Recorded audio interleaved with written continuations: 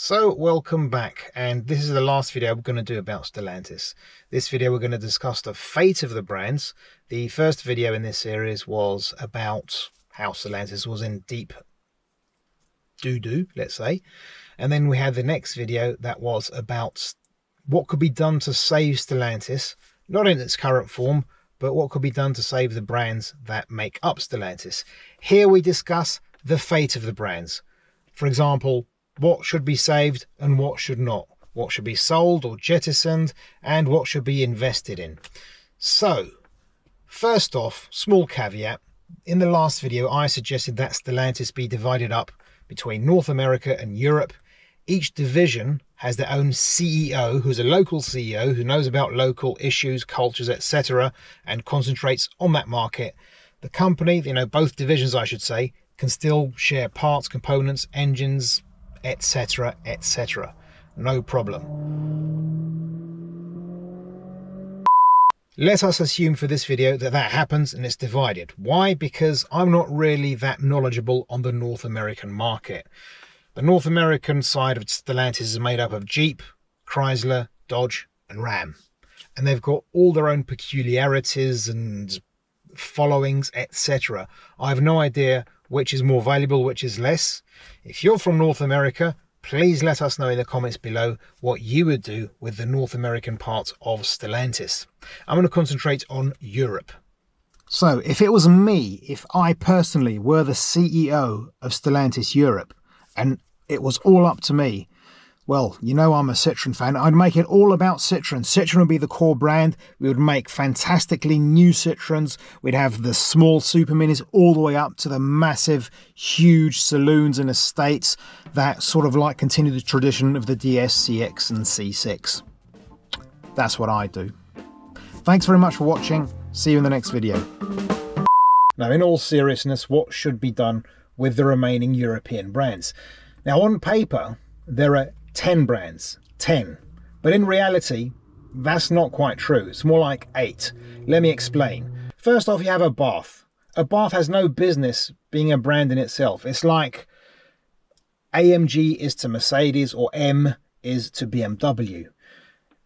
A Bath has no actual cars it makes. All it does is get a Fiat 500, put it on performance enhancing drugs, put a bath on it, write somewhere a bath and sell it off. It's not its own brand. It's basically an arm of Fiat. So I'm not going to consider it for this. Where Fiat goes, a Bath can follow.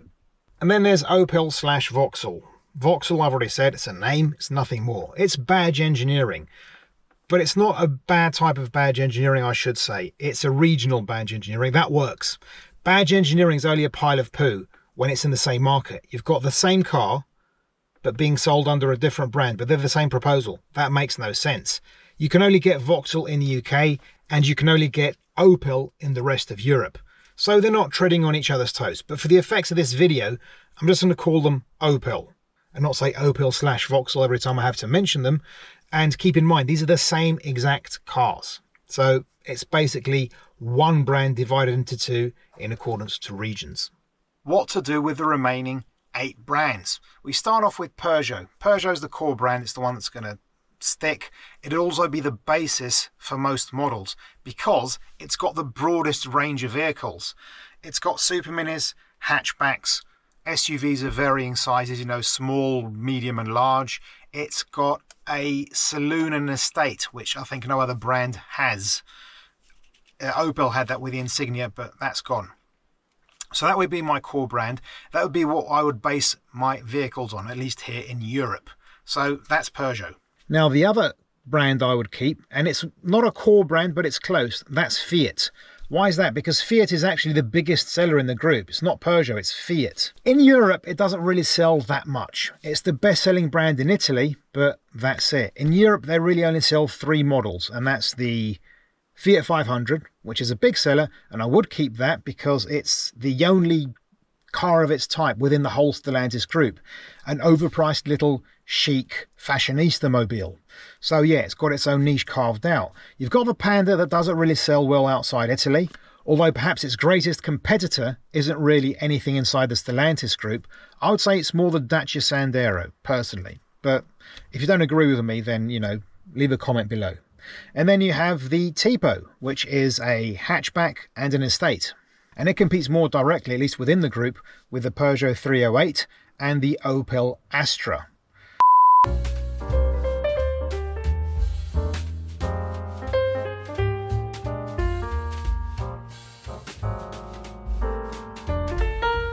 Fiat's greatest strength, actually, is the fact that many years ago they began to invest in smaller markets, developing markets, and it's paid off handsomely.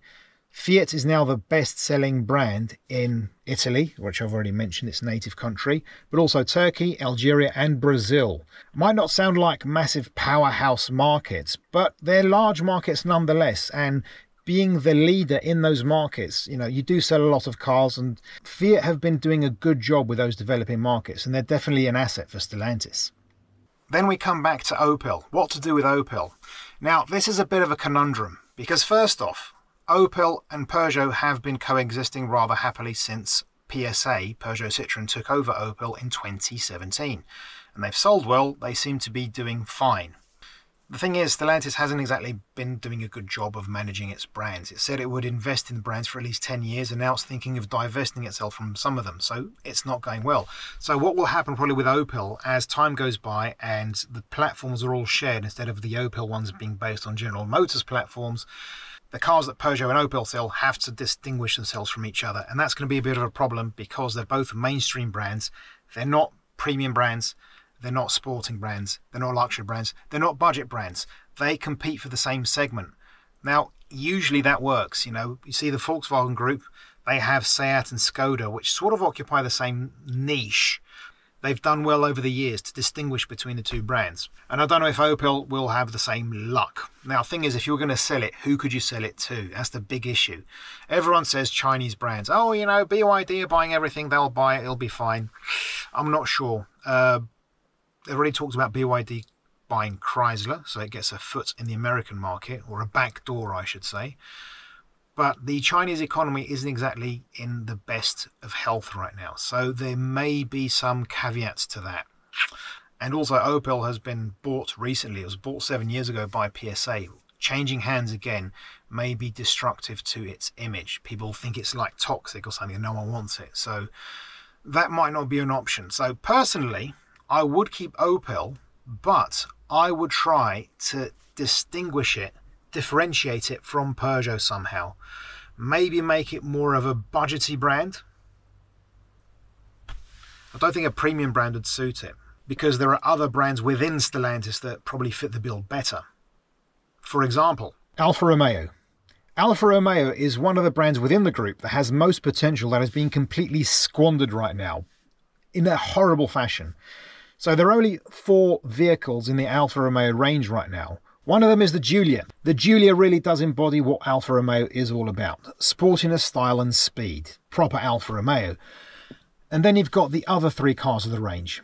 They're all SUVs. SUVs with an Alfa Romeo badge. It's a travesty. It's heresy, for God's sake. An overweight piece of fat that's supposed to be sporty, style and speed. There's got none of that, first off. No style, because it's an SUV. It's not sporty, even though SUV stands for sporty, sport something, but it's not. And yeah, it can be fast. You can make an SUV fast, but that's like putting a rocket up a pig's bottom. Still a pig. So if the fate of Alfa Romeo was in my hands, I'd just get rid of those stupid SUVs and consign them to the history books and hope no one would remember them. And go back to basics. As I said, sportiness, style and speed. I'd get the core models from, would be Peugeot, hatchbacks, saloons, develop a coupe version of those on, convertibles, etc. And make proper Alfa Romeos. Put lots of pepper up its bottom. Make them go fast. Make them look as gorgeous as possible. Job done. Making Alfa Romeo the luxury brand of the group was a huge mistake, because a proper Alfista doesn't care if the Alfa Romeo they're going around in has soft leather seats, as long as they're having a blast behind the wheel. And that's the kind of customer they should appeal to, even non-Alfistas. There is a market for this. I'm not like saying just make cars for people who already like Alfa Romeo. No, if you make it, as I say, stylish and beautiful and everything else, people will flock to the brand.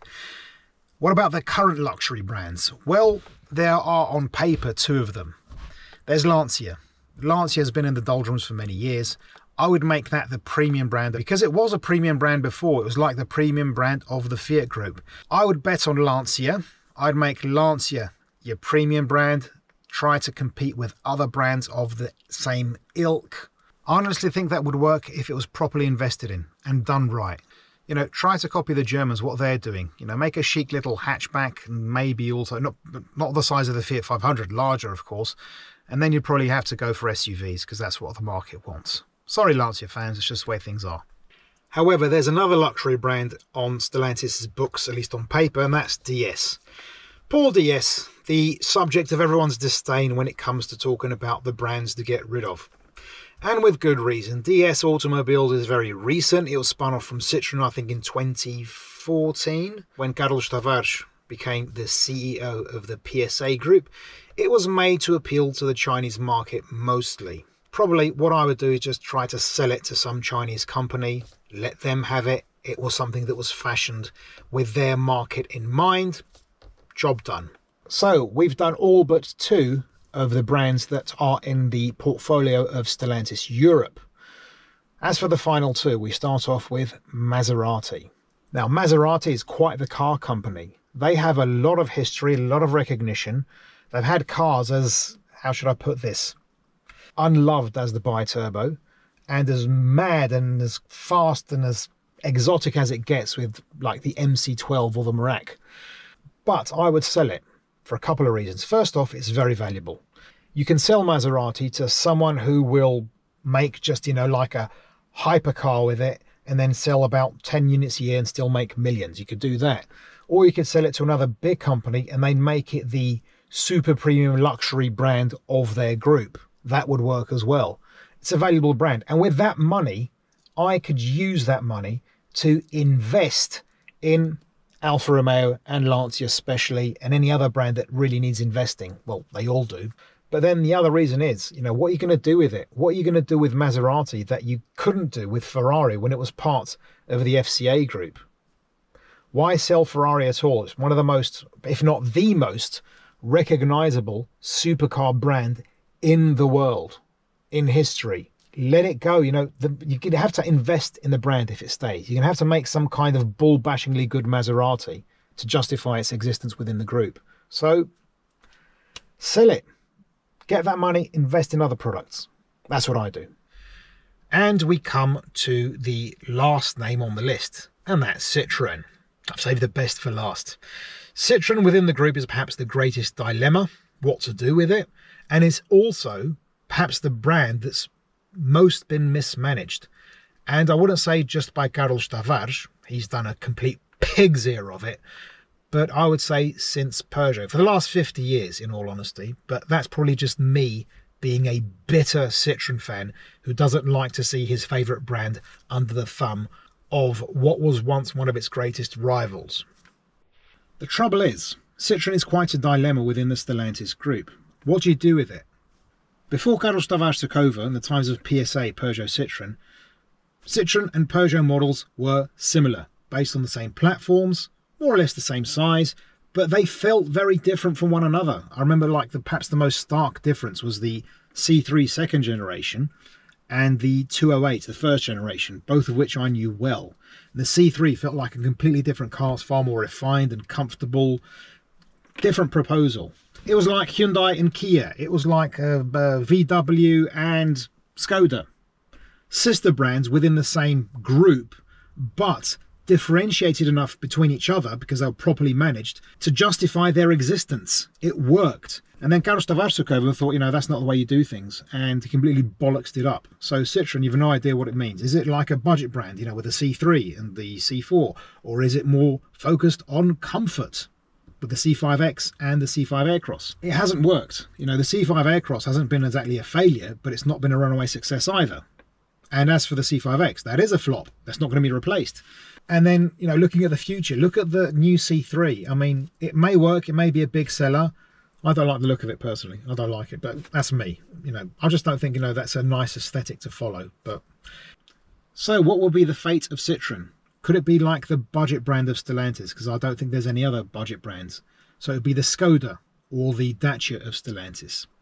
Might work, but would be a bit of an ignominious fate for such an amazing brand. Now, personally, I would like to see it sold. I would like to see it get out from under the thumb of Peugeot. That would be lovely. But who could buy Citroen? Now, one option would be the French government. They could be invited to nationalise Citroen. And it wouldn't be the first time they've meddled in the car industry. For example, they were the ones who forced Peugeot to buy a stake in Citroen back in 1974 to save French jobs. I think they also bailed out Renault in the 2008 financial crisis. I'm not sure. And I kind of doubt that would happen because it would be a massive political issue. And I think that any government would want to sidestep that. Could be British Leyland all over again in 1975. If not them, then a big French company would be ideal. And one that springs to mind is Airbus. They're an aeronautics company, so they have to be on the cutting edge of technology. And that is something that Citroen's all about, being on the cutting edge of technology. Also, you know, they're plane companies, so aerodynamics, you know, you think of the DS and CX and SM. Now, that's a bit of a flimsy excuse. But either way, that would be interesting to see, in all honesty. And they could probably actually have the funds to do it. So, but I don't see it on the cards, though, because I think Citroen is just way too big within the Stellantis group to be let go, unfortunately. But if it was me, that's what I would do. Save Citroen. I don't think it's going to survive the way things are going now, but hopefully I'm wrong.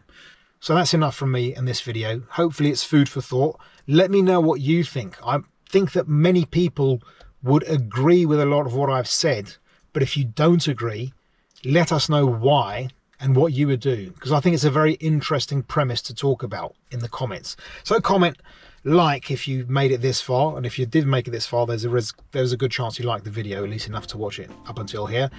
Share, subscribe, all of that stuff, and I thank you very much indeed for watching. I hope to see you in a future video. Farewell.